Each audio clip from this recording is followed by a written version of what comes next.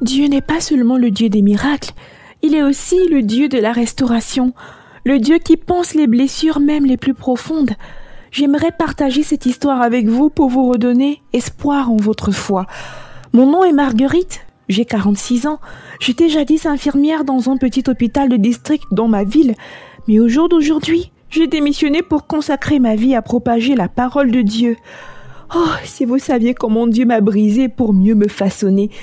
C'était un mardi soir. J'étais de garde à l'hôpital et ce soir-là, comme à l'accoutumée, ma mère ne pouvait pas venir à la maison garder mes 4 enfants. Dû à sa petite crise de paludisme, elle était coincée à la maison. Prise au cou par le retard, je ne voulais surtout pas que mon salaire soit encore coupé. J'avais déjà subi 3 amendes ce mois-ci. Mon salaire était déjà trop maigre.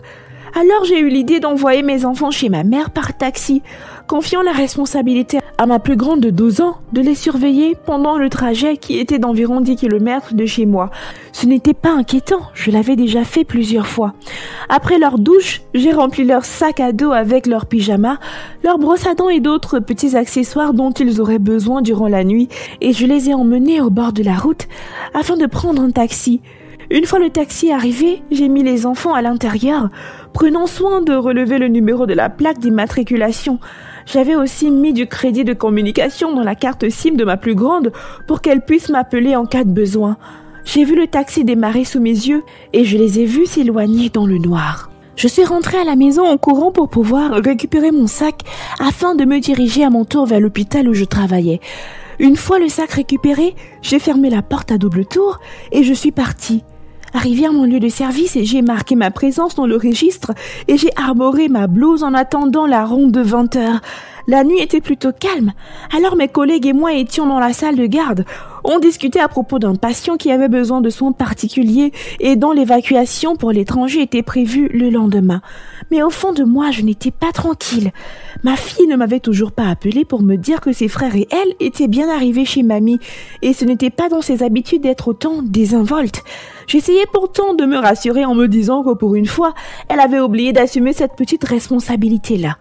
2 heures plus tard, je n'avais toujours pas reçu d'appel de ma fille et je me suis mise à avoir ce sentiment de malaise profond qui présageait quelque chose de mauvais.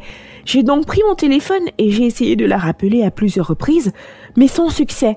Voyant que je n'avais toujours pas de résultat provenant de ma fille, j'ai appelé ma mère pour savoir si mes enfants étaient bel et bien arrivés chez elle. Mais elle non plus ne décrochait pas. J'essayais de me calmer comme je pouvais. J'ai demandé à ma collègue de me prêter son portable pour joindre ma famille, chose qu'elle a faite. J'ai relancé leur numéro et ça sonnait sans que personne ne daigne décrocher. J'étais affolée. J'ai appelé la police leur donnant tous les détails nécessaires, ainsi que le numéro de la plaque d'immatriculation, la voiture dans laquelle ils sont partis, et l'officier au bout du fil m'a dit qu'ils enverraient une patrouille à leur trousse.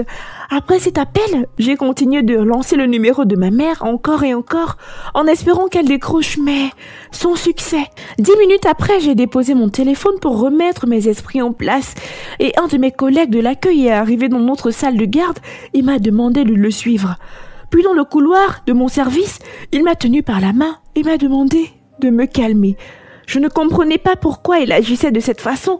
Je me disais que peut-être il était sur le point de me dire que notre service allait accueillir un cas de blessé grave et qu'il ne voulait pas que je panique face au sang. Mais j'avais trouvé ça un peu ridicule.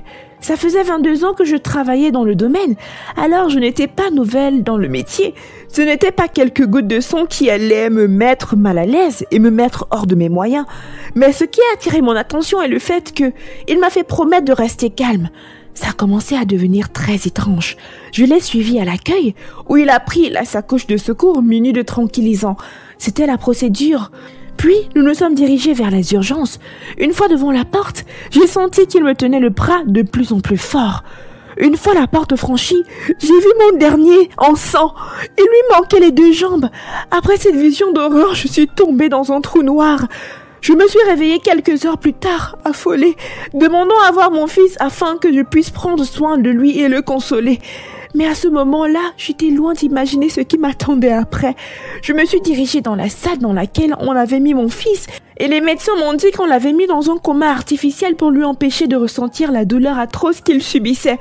Ils m'ont garanti qu'ils étaient en train de stabiliser sa situation, mais que le plus urgent était d'aller secourir mes 2 autres enfants qui étaient pris au piège sur la scène de l'incident. Mon cœur s'est arrêté de battre à ce moment quand j'ai appris qu'il y avait 2 autres de mes enfants qui étaient en danger de mort. Je me suis levée comme un seul homme et je suis rentrée dans l'ambulance qui devait m'emmener sur le lieu de l'accident. Pendant le trajet, j'ai senti mes mains tremblantes. J'avais peur et la culpabilité me hantait. Je n'aurais pas dû les laisser partir tout seuls dans ce taxi. Je me le répétais cette phrase encore et encore, tellement je me sentais mal que j'ai eu la nausée. Finalement, nous sommes arrivés sur les lieux et c'était environ 2 kilomètres de chez moi. J'ai compris que ça n'a pas mis du temps avant que mes enfants ne soient en danger. J'aurais dû rester avec eux. Oh mon Dieu! Les riverains ont expliqué que le taxi où mes enfants se retrouvaient était entré en collision avec un camion qui sortait de la voie opposée. Apparemment, le chauffeur du camion a perdu le contrôle de son véhicule et est entré dans le taxi où mes enfants étaient assis. Sur les lieux, il y avait mon 2e fils qui était couché sur le bitume. Il souffrait d'un traumatisme crânien. Il y avait une barre de fer qui était de la portière de la voiture qui lui transperçait la cuisse gauche. Quand je l'ai tenu dans mes bras, il respirait encore, mais de manière faible. Il a très vite été mis dans l'ambulance sous assistance respiratoire. Il fallait ensuite chercher mon 2e fils. Vu qu'il faisait noir, nous avons utilisé nos torches pour chercher dans le gazon qui était dans les environs. Mais il n'était pas là.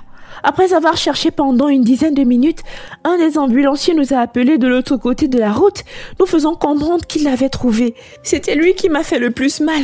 Mon bébé, la chair de ma chair était accrochée là tel un vulgaire vêtement sur une des billes de bois du camion. J'avais le cœur meurtri de voir mon propre bébé accroché là, sans vie. Qu'est-ce que j'avais fait à Dieu pour mériter cela?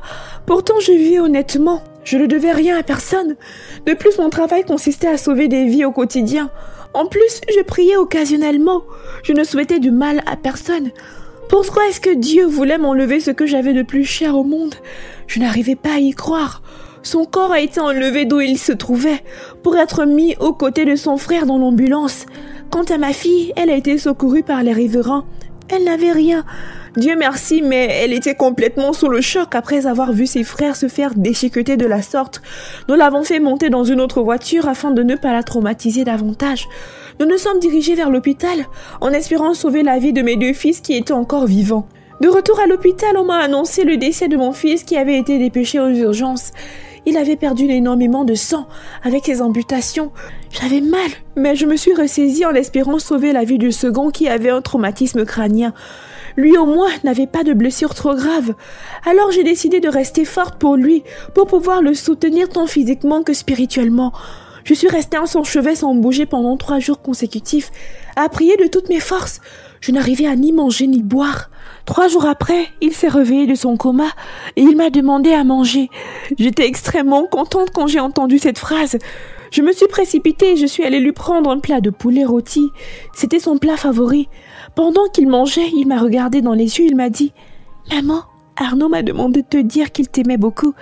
Je l'ai laissé avec Stéphane et Jésus les protège. » J'en ai déduit qu'il savait ce qui était arrivé à ses 2 autres frères décédés. Il m'a aussi dit quelque chose qui m'a totalement changé la vie. Jésus m'a demandé de te dire que tout allait bien se passer et que tu te rappelles de sa venue et que tu te mettes à accomplir sa mission pour laquelle il t'a envoyé sur terre. Je ne comprenais rien. Jusqu'au jour de l'accident, j'étais persuadée que ma mission sur terre était de sauver des vies. En tant qu'infirmière urgentiste, j'étais totalement confuse par les mots sortis de la bouche de mon petit garçon. 1 mois plus tard, il est sorti de l'hôpital et nous pouvions enfin rentrer chez nous. Je me suis alors mise à fréquenter l'église et à me nourrir de la parole de Dieu en priant pour qu'enfin il me montre la mission dont il parlait.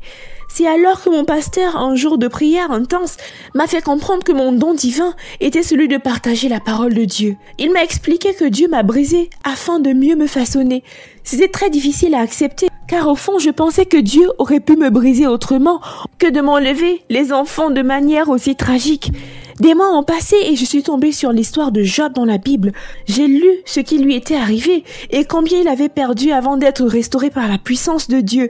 Alors je me suis mise à prêcher sans relâche, à redonner espoir à ceux qui avaient besoin, redonner goût à la vie de ceux qui n'espéraient plus. Au bout d'un an, je me suis mariée. Au jour d'aujourd'hui, je suis enceinte de triplés. J'ai trouvé un boulot d'infirmière en chef dans la clinique de ma paroisse, avec un meilleur salaire et des horaires plus flexibles. Et mes enfants se remettent peu à peu de leur traumatisme. J'ai déjà converti 100 de personnes par la force de la parole divine. Dieu a voulu que je ressente la peine atroce des autres, afin que je comprenne mieux la douleur des gens que j'allais évangéliser dans la mission qu'il m'avait confiée.